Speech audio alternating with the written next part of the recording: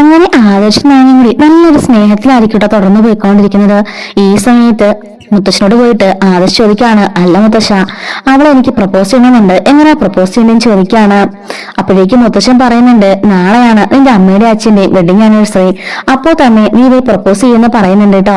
അതെന്തായാലും good idea ആണ്, എല്ലാരും മുമ്പിൽ വെച്ച് റോസൊക്കെ കൊടുത്ത് പ്രപ്പോസ് ചെയ്യാലേന്ന് പറഞ്ഞിട്ട് തുള്ളിച്ചാടി മുത്തശ്ശനെ കെട്ടിപ്പിടിച്ച് ഉമ്മയൊക്കെ കൊടുത്തിട്ട് ആദർശ് ഓടുന്നുണ്ട്. ഇവന്റെ ഒരു കാര്യം എന്ത് മാറ്റമല്ലേ ഇവന്, ഇപ്പൊ ഇവന് നയനം പറഞ്ഞാൽ ഭയങ്കര ജീവനാ, ഈശ്വര അങ്ങനെ തന്നെ മുമ്പോട്ട് പോയാൽ മതിയായിരുന്നു എന്നൊക്കെ പറയുന്നുണ്ട് മുത്തശ്ശിയും കൂടിയിട്ട്. അങ്ങനെ ആദർശ് അവിടുന്ന് സന്തോഷത്തോടെ തുള്ളിച്ചാടി പോകുന്നുണ്ട്. അങ്ങനെ പിറ്റേ ദിവസം ജയന്റെയും ദേവിയന്റെയും വെഡിങ് ആനിവേഴ്സറി ആണ്. ഈ സമയത്ത് അവിടെ കേക്കൊക്കെ വെച്ച് എല്ലാം അലങ്കാരമൊക്കെ ചെയ്തിട്ട് നയനയും ആദർശും റെഡിയായിട്ട് നിൽക്കാണ്. ഇതേ സമയത്ത് തന്നെ അങ്ങനെ കേക്കൊക്കെ കട്ട് ചെയ്ത് എല്ലാരും പരസ്പരം കൊടുക്കാൻ നിൽക്കാണ് കേട്ടോ. അങ്ങനെ ആദർശ് ഫ്ലവർ കൊടുത്ത് അവളോട് പ്രപ്പോസ് ചെയ്യാൻ നിൽക്കാണ്. ഈ സമയത്തായിരിക്കും ഇടുത്തി പോലെ കുറെ പോലീസുകാർ അങ്ങോട്ടേക്ക് കയറി വരുന്നത്. മൂർത്തിയൊക്കെയാണ് എന്താ കാര്യം എന്ന് ചോദിക്കുന്നുണ്ട്. സാർ, ഞങ്ങൾ അത്യാവശ്യ കാര്യമായിട്ട് വന്നതാ, ദാ ഈ പെൺകുട്ടിയെ കണ്ടോ എന്ന് ചോദിച്ചിട്ട് ഒരു കുഞ്ഞു കുട്ടിയെ കാണിക്കുന്നുണ്ട്. ഏകദേശം ഒരു 6-7 വയസ്സുള്ള ഒരു കുട്ടിയാണ് കേട്ടോ. ദാ ഈ കുട്ടിയെ കണ്ടോ, ഈ കുട്ടി ഇവിടുത്തെ ഒരാളുടെ മകളാണ് എന്നാണ് പറഞ്ഞിരിക്കുന്നത് എന്ന് പറയുന്നുണ്ട്. ആരുടെ മകള് എന്ന് ചോദിച്ച് എല്ലാരും ഷോക്കായി നിൽക്കുന്നുണ്ട്.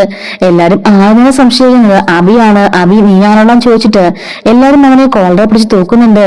അപ്പൊ അവൻ പറയണെങ്കിൽ സത്യമായിട്ടും എനിക്ക് ഇങ്ങനെ കുട്ടി പോലും ഇല്ല, അല്ലെങ്കിൽ തന്നെ 6 വയസ്സുള്ള കുട്ടിയാ എന്നൊക്കെ പറയുന്നുണ്ട് കേട്ടോ. അപ്പോഴേക്കും പോലീസുകാര് അവിടുത്തെ ഫയലൊക്കെ കൊടുത്തിട്ട് ദാ ഈ ഫയൽ നിങ്ങൾ ചെക്ക് ചെയ്ത് നോക്ക്, ഈ നിൽക്കുന്ന ആദർശാണ് എന്ന് പറയുന്നുണ്ട് കേട്ടോ. ഇത് എല്ലാവർക്കും ഒരു ഷോക്കായിരിക്കും, ആദർശ് തന്നെ ആയിരിക്കും കേട്ടോ ഏറ്റവും വലിയൊരു ഷോക്ക്.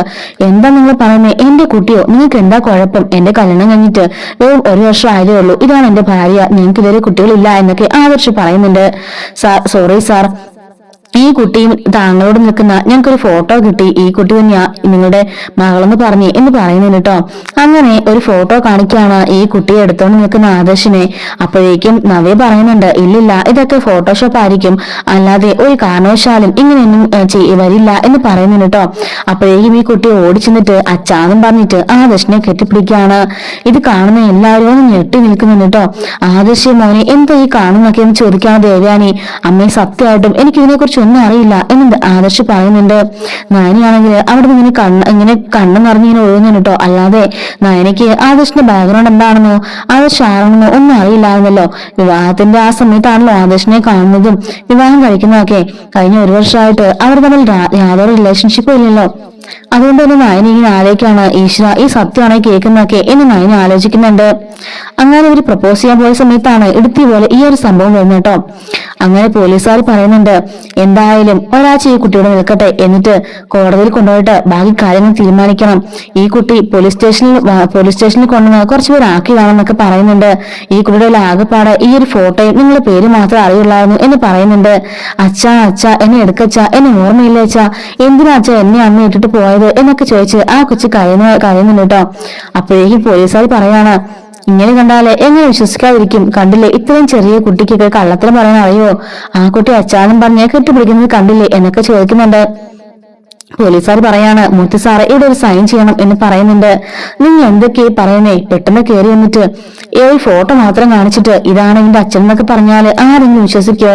സാർ പ്ലീസ് സാർ, ഇത് ഞങ്ങളുടെ ഫോർമാലിറ്റിയാണ്, ഒരാഴ്ച ഈ കുട്ടിയോട് നിർത്തിയേ പറ്റുള്ളൂ, അതിനുശേഷം ഞങ്ങളൊന്ന് കോടതിയിലേക്ക് കൊണ്ടുപോയിക്കോളാം എന്നൊക്കെ പറയാണ്. ശരിയെന്ന് പറഞ്ഞിട്ട് മൂർത്തി അതിൽ സൈൻ ചെയ്ത് കൊടുത്തിടുന്നുണ്ട്. അങ്ങനെ എല്ലാവരും ഹാളിലേക്ക് വരുന്നുണ്ട്. ഈ കുട്ടിയാണെങ്കിലോ ആദർശിന്റെ കൈ വിരിപ്പിക്കാതെ ആദർശിന്റെ കാലത്തിനെ കെട്ടിപ്പിടിച്ച് നിൽക്കുന്നുണ്ട്.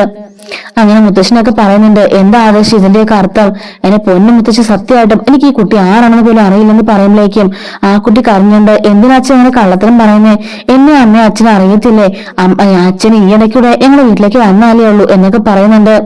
ഇത് കേൾക്കുമ്പോഴേക്കും നയന ഓർക്കാണ് ആദർശ് ശ്വേതയെ കാണാനായിട്ട് ഓഫീസിൽ നിന്നും കള്ളത്തരം പറഞ്ഞ് ഇടയ്ക്കിടയ്ക്ക് പോകുന്ന കാര്യം ഒക്കെ ഓർക്കാണ്.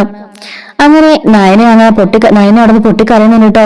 ആദർശ് പറയുന്നുണ്ട്, നയന നിനക്കെന്നെ വിശ്വാസമില്ലേ, സത്യാടം പറയാണ് ഈ കുട്ടി ആരാണെന്ന് പോലും എനിക്ക് അറിയില്ല എന്ന് പറയുന്നുണ്ട്. നയന ചോദിക്കാണ്, ആദർശം പറഞ്ഞൊക്കെ സത്യമായിരിക്കാം, പക്ഷെ ഇങ്ങനെ ഒരു കുട്ടി വന്നിട്ട് നിങ്ങളാണ് എന്റെ അച്ഛനെന്ന് പറഞ്ഞ് കെട്ടിപ്പിടിക്കുന്നൊക്കെ എവിടെ നടക്കുന്ന സംഭവമൊക്കെ നയന പറയുന്നുണ്ട്. ഇത് കേട്ട് ജലജയും അനാമികയും അവിടെ ചിരിച്ചുകൊണ്ട് നിൽക്കുന്നുണ്ട് കേട്ടോ. എന്തായാലും ആദർശിനെ പറ്റിയൊരു പറ്റേ എന്നും പറഞ്ഞുണ്ടോന്ന് ചിരിക്കുകയാണ്. ഈ സമയത്ത് ഇതൊന്നും വിശ്വസിക്കാൻ പറ്റാതെ എല്ലാവരും ഇങ്ങനെ അന്തം വിട്ട് നിൽക്കുകയാണോ ചെയ്യുന്നത്. ആ കുട്ടിയാണെങ്കിലോ അച്ഛാന്നും പറഞ്ഞിട്ട് കെട്ടിപ്പിടിച്ചെന്ന് നിൽക്കുകയും ചെയ്യുന്നുണ്ട്. ഈ കുട്ടിയെ വിടിപ്പിക്കാനൊക്കെ ആദർശ് നോക്കുന്നുണ്ടെങ്കിലും ആ കുട്ടി വിടുന്നില്ല കേട്ടോ. അങ്ങനെ നിൽക്കുന്ന സമയത്ത് എന്നെ എടുക്ക അച്ഛാന്നൊക്കെ പറഞ്ഞ് ആ കുട്ടി കരയുമ്പോഴേക്കും വേറെ നിവൃത്തിയില്ലാതെ ആദർശ് ആ കുട്ടിയെ എടുക്കുന്നുണ്ട്. ഇത് കാണുന്ന നയനിക്ക് ആകെ പറയുന്ന വിഷമാകുന്നുണ്ട്. ആദർശിനെ എടുക്കുന്നത് ചെയ്തല്ലോ, അതുകൊണ്ട് തന്നെ. അങ്ങനെ നയനയാണെങ്കിൽ പൊട്ടിക്കറിഞ്ഞുകൊണ്ട് മുറിയിലേക്ക് ഓടുന്നുണ്ട്. ഈ സമയത്ത് ആദർശ് ആ കുട്ടിയോടെ നിർത്തിയിട്ട് നയനയുടെ പുറകെ പോവാണ്. പുറകെ പോയതിനു ശേഷം നയന അവിടെ നിന്ന് കരഞ്ഞു കണ്ടപ്പോഴും ആദർശ് പറയുന്നുണ്ട്, നിനക്കെന്നെ വിശ്വാസമില്ലെന്ന് ചോദിക്കാണ്. വിശ്വാസത്തിന്റെ ആണോ ആദർശേട്ടാ? ഒരു കൊച്ചു പെൺകുട്ടി വന്നിട്ട് നിങ്ങളെ അച്ഛനാണെന്നൊക്കെ വിളിച്ചാല് ഞാൻ എന്താ ചെയ്യാ? വിവാഹത്തിന് ശേഷമുള്ള നിങ്ങളെല്ലാം എനിക്ക് അറിയുള്ളൂ. നിങ്ങളൊന്ന് ഓർത്തു നോക്കിയേ, നിങ്ങക്ക് പഴയ കാമുകിയെല്ലാം ഉണ്ടോ എന്നൊക്കെ ചോദിക്കുമ്പോൾ നീ എന്താ ഈ പറയുന്നേ? അങ്ങനെയൊന്നുമില്ല, ഞാൻ ആദ്യമായിട്ട് സ്നേഹിക്കുന്ന ആള് നീയാണ് എന്ന് പറയുന്നുണ്ട് കേട്ടോ. അപ്പോഴേക്കും നയനെ പറയാണ്, പിന്നെ ഇങ്ങനെ സംഭവിച്ചു, പോലീസുകാരൊക്കെ കൊണ്ടുവന്നിട്ടല്ലേ ആ കുട്ടിയോട് ഏൽപ്പിച്ചിട്ട് പോയത്? ആ ഫോട്ടോ കണ്ടോ എന്നൊക്കെ ചോദിക്കുമ്പോൾ ഫോട്ടോ ഒക്കെ ഇപ്പൊ റെഡിയാക്കാൻ എന്റെ പാടുള്ള നയന, നിനക്ക് ഇത്രയ്ക്കും ബോധമില്ല, നിനക്ക് അറിഞ്ഞൂടെ? സത്യമായിട്ടും ആ കുട്ടി ഏതെന്ന് പോലും എനിക്ക് അറിയില്ല എന്നൊക്കെ പറയുന്നുണ്ട്. എന്തായാലും ഇത് തെളിയിക്കേണ്ടത് എന്റെ ആവശ്യമാണല്ലോ എന്ന് ആദർശ് ചോദിക്കുന്നുണ്ട്. നയനാണെങ്കിൽ അവിടെ നിന്ന് കരയുന്നുണ്ട്. നയന അടുത്തേക്ക് പോയി ഇരുന്നിട്ട് ആദർശ് എന്റെ കയ്യിൽ പിടിക്കുന്നുണ്ട്. നയന, സത്യമായിട്ടും എന്നെ നീ വിശ്വസിക്കണം, ഈ കുട്ടി ആരാണെന്ന് പോലും എനിക്ക് അറിയില്ല എന്ന് നയനോട് പറയുന്നുണ്ട്. നയനാണെങ്കിലും കുനിഞ്ഞിരുന്ന് കരയുന്ന മാത്രമേ ഉള്ളൂ കേട്ടോ. അങ്ങനെ ആദർശ് അവിടുന്ന് എഴുന്നേറ്റ് പോകുന്നുണ്ട്. ഈ സമയത്ത് ആ കുട്ടി ഹാളിങ്ങനെ സെറ്റിൽ കയറി ഇരിക്കായിരിക്കും. എല്ലാവരും ആ കുട്ടിയെ തന്നെ ഇങ്ങനെ നോക്കുന്നുണ്ട്. ആ കുട്ടികൾ ഒന്നും മിണ്ടാതെ ഇങ്ങനെ ചുമ്മാ ഡ്രസ്സുകളൊക്കെ പിടിച്ച് കളിച്ചോണ്ടിരിക്കായിരിക്കും. മുത്തശ്ശി പറയുന്നുണ്ട്, ഇത്രയും കൊച്ചുകുട്ടി കള്ളത്തരം പറയുമെന്ന് ചോദിക്കാണ്. മുത്തശ്ശൻ പറയാണ്, അത് തന്നെയാണ് ഞാനും ആലോചിക്കുന്നത്. പക്ഷെ നമ്മുടെ ആദർശ് അവൻ ഒരിക്കലും ഇങ്ങനെ തെറ്റ് ചെയ്യില്ല എന്നൊക്കെ അവര് പറയുന്നുണ്ട്. എന്തായി സംഭവിക്കുന്നതെന്നും മനസ്സിലാവുന്നില്ലല്ലോ എന്നൊക്കെ പറയാണ്. ഈ സമയത്ത് അവിടുന്ന് ദേവയാനിയും ജലജയും അനാമികയും കൂടി പറയാണ്, എന്തായാലും ഇങ്ങനെ സംഭവം നന്നായി. ആദർശും നയനയും അടിച്ചു തല്ലി പിരിയാൻ പോവാ.